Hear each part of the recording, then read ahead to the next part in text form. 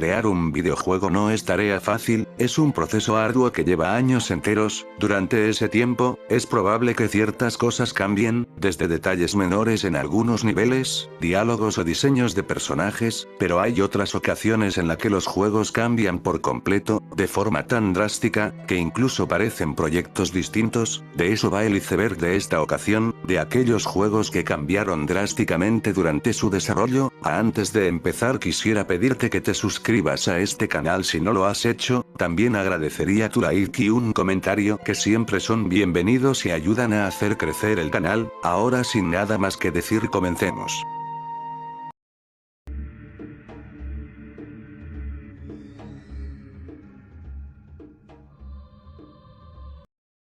Team Fortress 2, es uno de los juegos multijugador más conocidos de la historia, desde sus diseños icónicos, sus memes o su comunidad. Sea como sea, estoy seguro de que al menos reconoces su diseño tan caricaturesco. Ahora bien, TF2, tuvo un desarrollo bastante particular. Verás, el Team Fortress original, era un juego de disparos militar más serio y convencional. Este hacía uso del mismo motor gráfico que Valve usó para Half-Life. Durante el desarrollo de TF2, se planeaba que este tuviera el mismo estilo realista y militar que su antecesor, pero poco a poco, los creativos detrás de este juego, comenzaron a añadir varias mecánicas interesantes, las cuales chocaban mucho con el estilo realista del juego, por lo que poco a poco se fue caricaturizando los diseños de los personajes, usando como inspiración los diseños en CGI, que usaba Pixar en sus películas, en especial la película de Los Increíbles. Estos cambios dieron vida a lo que hoy se conoce como Team Fortress 2.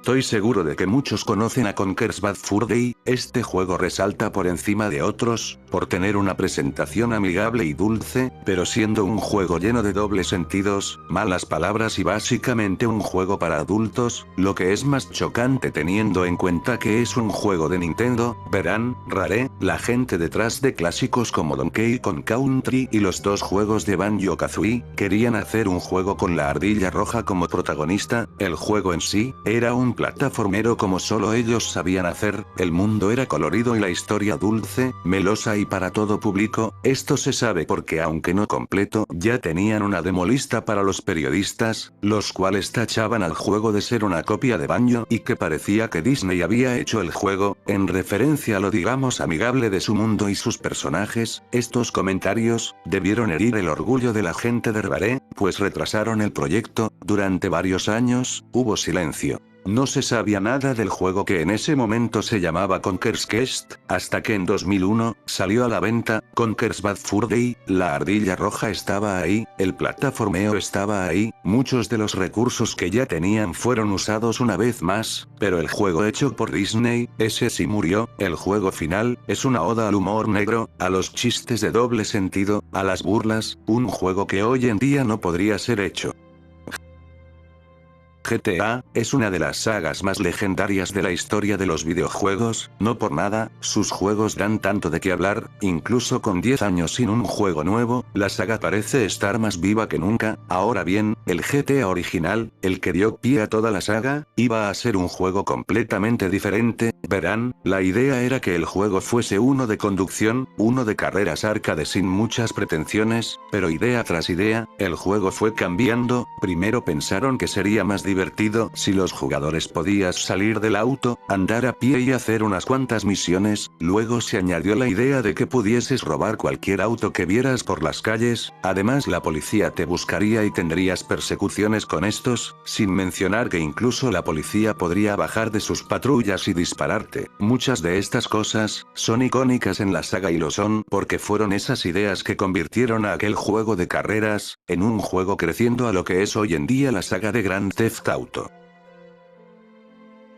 La saga Halo, la cual es mayormente conocida por sus entregas en la Xbox, no fue pensada para ser exclusiva de esta consola. De hecho no estaba pensada para ser de Microsoft. Verán, en el año de 1999, Steve Jobs, en una de las presentaciones de sus computadoras Mac, enseñó un videojuego, era Halo. El juego iba a ser exclusivo para dispositivos de Apple, bueno, sus computadoras obviamente. En aquel evento se dijo que Halo iba a ser un juego de estrategias en tiempo real, algo así como el StarCraft. Esa era la idea original, pero Microsoft compró el estudio Bungie y con eso también el proyecto Halo. No se sabe bien el por qué se decidió cambiar la estrategia por turnos, por un FPS, pero al final Halo se convirtió en la franquicia que es hoy en día.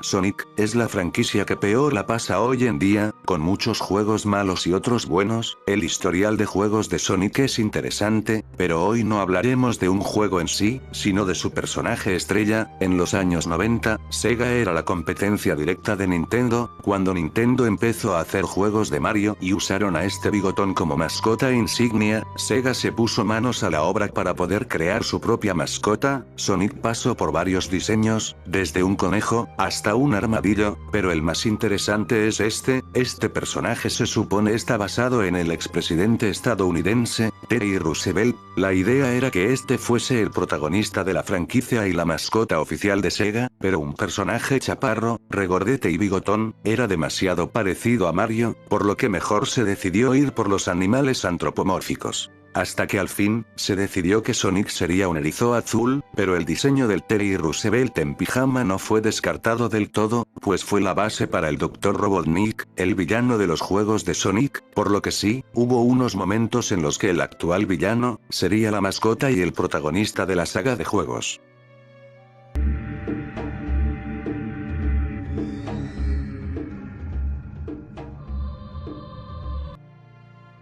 Lo que estás viendo, es el Príncipe de Persia original. Como tal, la saga del Príncipe de Persia, es una de las más viejas y que ha influido mucho en el mundo de los videojuegos, pero no es secreto que la saga está muerta. Su último juego fue lanzado en los años de 2010.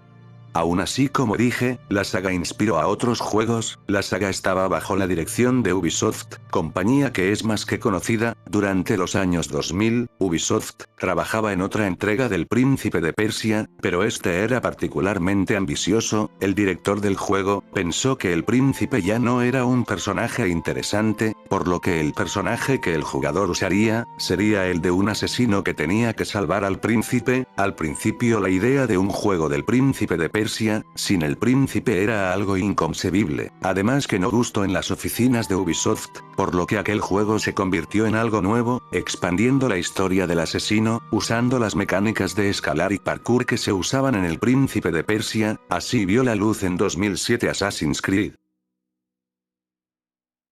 Alan Despierto XD, digo Alan Wake, es un juego de suspenso que brilla por su narrativa y atmósfera oscura. Eso dicen porque yo nunca he jugado al Alan Despierto, por lo que no podría decir si es buen o mal juego, pero ¿qué tanto puede cambiar un juego de estas características? Bueno, en un principio se pensaba que el juego fuese uno de mundo abierto o sandbox, claro, manteniendo el suspenso y su narrativa. El problema se dio porque era difícil crear suspenso en un mundo tan grande, además de que la narrativa se perdía constantemente, debido a que al darle tanta libertad al jugador se perdía de la historia principal, por lo que se redujo el pueblo en el que sucede la historia del juego.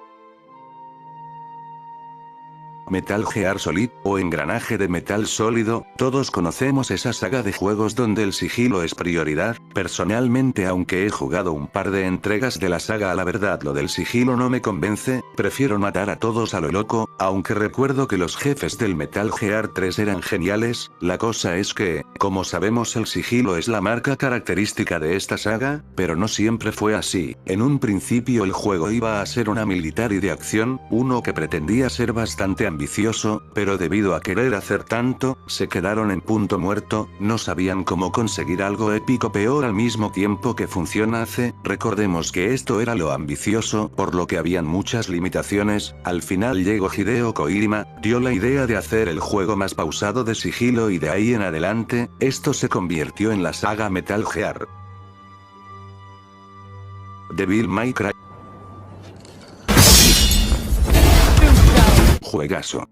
De este sí tuve la oportunidad de jugar casi toda la saga, excepto el cuarto juego, ese no he podido ni tocarlo, pero sí los primeros 3 juegos y el quinto, por lo que es casi toda la saga, incluso el infame DMC, verán, todo empezó después de la salida de Resident Evil 3, Shinji Mikami, creador de la saga Resident, le pasó la batuta de la saga a Hideki Kamiya. Kamiya tenía varias ideas nuevas para el que sería el Resident Evil 4, aprovechando la increíble potencia de la Play 2, pudieron crear escenarios más grandes, con más detalles y con una cámara lejana. Kamiya también quiso incorporar al juego más acción, volviéndola más frenética, incorporando también el combate aéreo, es decir, golpear a los enemigos en el aire. Ya no solo se usaría armas de fuego, sino que incluso se haría uso de armas blancas, en especial una espada, con un estilo más gótico. El proyecto que Kamiya estaba creando, distaba mucho de la esencia de Resident Evil. Pero no fue hasta que Shinji Mikami probó el alfa del juego que este mismo se dio cuenta de que en efecto el juego estaba lejos de ser un Resident Evil, pero Shinji no era tonto, sabía que el juego que estaba en desarrollo tenía potencial, podía ser una nueva franquicia. Esta idea fue llevada a los directivos de Capcom, que al principio no quisieron saber nada de nuevos proyectos, tardó un rato, pero después de mucho insistir, al final dieron luz verde para que aquel juego tuviera su propio nombre. La historia fue reescrita, eliminando todo rastro de Resident Evil y dando paso a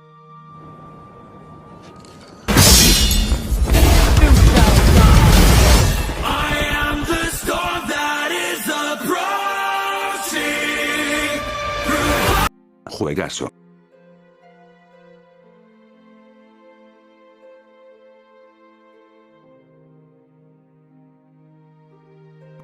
Esto va a ser un lío enorme, espero poder explicarme de la mejor manera posible. Bien, todos conocemos el Super Mario original, ¿no es así? Bien, como era obvio, tuvo su respectiva secuela, Super Mario Bros. 2, dicho juego salió en Japón, ahí Nintendo consideró que el juego era demasiado complicado para estándares occidentales, básicamente se pensaba que la dificultad del Super Mario Bros. 2 era tal que probablemente nadie iba a querer jugarlo en América, por lo que Nintendo decidió lanzar una versión exclusiva para Europa y América de Mario Bros. 2, el cual es este que ves en pantalla y que estoy seguro conoces. El lío viene cuando descubrimos que Nintendo, sin ganas de trabajar, decidió modificar un juego que ya tenían hecho llamado Doki Doki Panic, es decir, y para que se entienda, Nintendo tomó el juego Doki Doki Panic, lo modificó para poner a Mario y compañía como personajes jugables, hicieron un par de retoques y lanzaron ese juego a Occidente bajo el nombre de Super Mario Bros. 2, el cual paradójicamente se volvió más icónico que el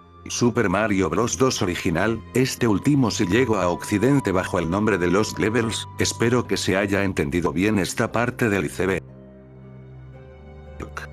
Todos conocemos a Donkey Kong, un personaje icónico de Nintendo. Este personaje debutó en el juego de maquinitas del mismo nombre, junto a lo que sería un prototipo de Mario. Ahora ese mítico juego de Donkey Kong no estaba pensado para ser protagonizado ni por Mario ni por Donkey. La idea original de Nintendo era hacer un juego de Popeye el Marino, pero Nintendo no pudo hacerse con los derechos del personaje, por lo que tuvieron que crear sus propios personajes y así lanzar el juego. Dicho así, no parece ser la gran cosa, pero está aquí en el ecuador del iceberg, porque de haber sido como Nintendo quería, muy probablemente la historia de los videojuegos y de Nintendo podría haber sido muy diferente. Quizás personajes tan icónicos como Mario nunca hubieran existido, o de haber existido quizás serían relativamente recientes, o la historia que hoy conocemos del plomero sería muy diferente. Lo mismo sería para Donkey, con el cual quizás tendría una historia muy distinta a como la conocemos.